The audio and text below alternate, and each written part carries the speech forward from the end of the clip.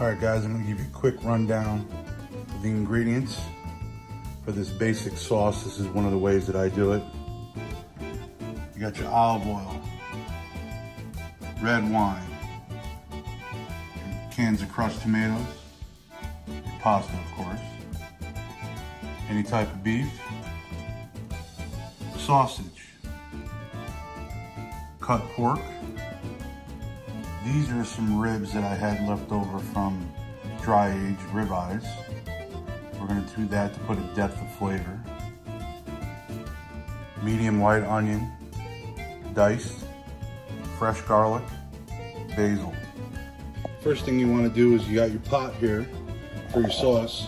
You want to put some extra virgin olive oil on the bottom of it. That's what I always use. And then you want to season your meat with salt and pepper, always. And you want to go ahead and brown it to get that depth of flavor for your sauce.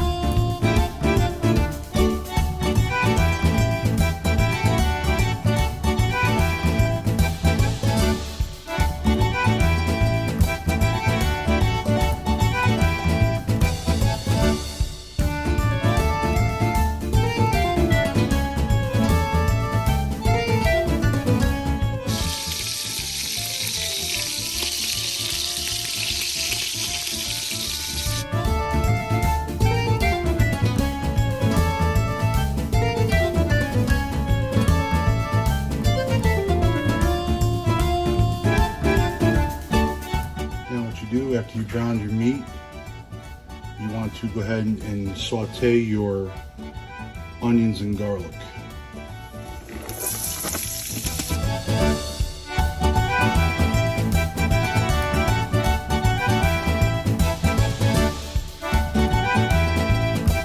Now at this point, after you browned your onions and your garlic, you want to add your red wine.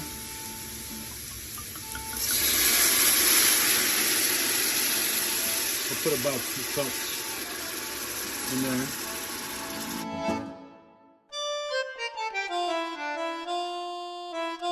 Now as you can see, the wine has reduced with the onions and the garlic, and the stuff that's on the bottom of the pot is coming off. Now it's into the wine.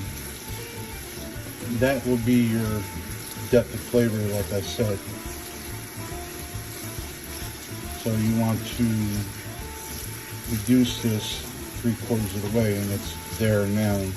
So we're going to go ahead and stop. Now at this point you want to add your tomatoes. You open up your cans of tomatoes. The heat is off. Now I use 4 cans. Okay, now all that's left in there, we're going to rinse some water out of it to get it out.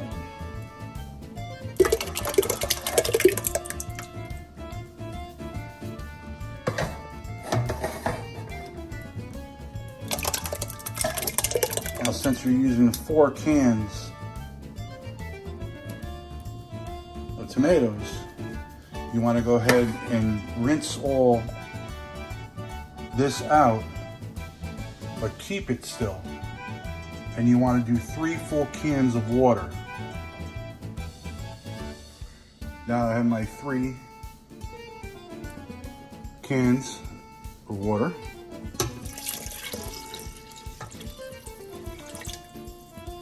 Every can of tomato that you do, well, let me rephrase that.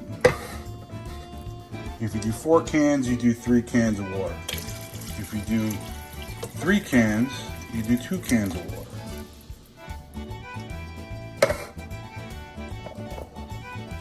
And you stir.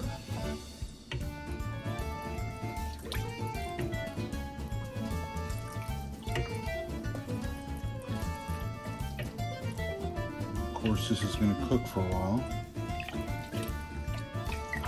Reduce.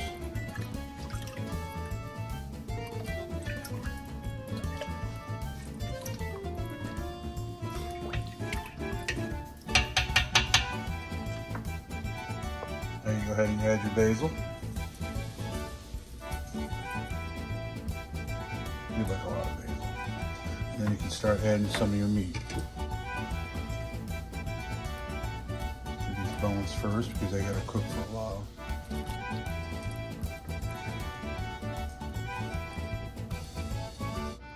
Take a little bit of pork. You can put all the sausage in there at this time because they hold up well.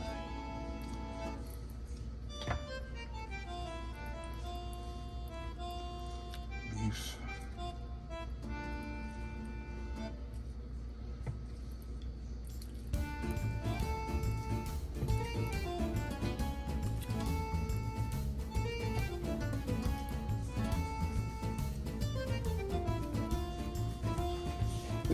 Now you have the juice that's in the bottom of that.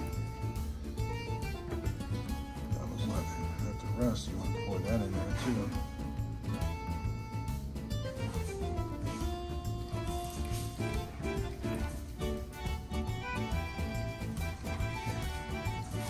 All right, now I put the burner back on at a medium low, and I'm going to add a little bit more salt.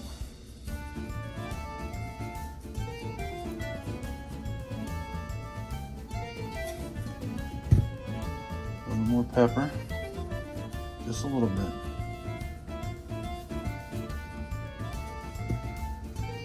Red pepper flake.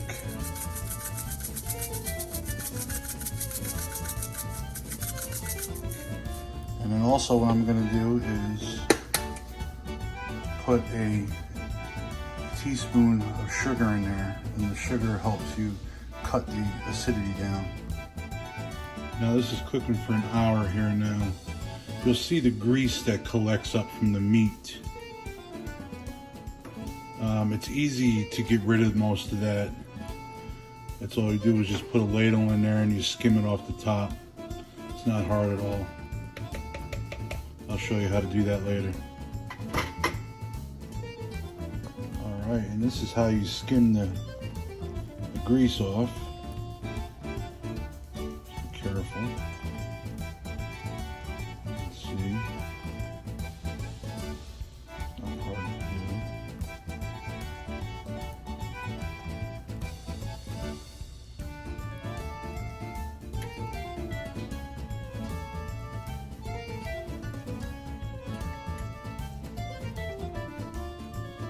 Okay, now after I skimmed a little bit more of the grease off, I noticed that the meat was getting a little too soft. So I took the meat out and I put it to the side, and we'll put it back in there at the last hour of cooking. So it's looking pretty good. The bones are still in there, and the meat is almost all off of those bones. So we'll just continue to reduce this for another hour and a half. And really, when you cook your sauce, you reduce it and you cook it until the thickness that you want it. So I like mine just a little bit more thicker than it is right now.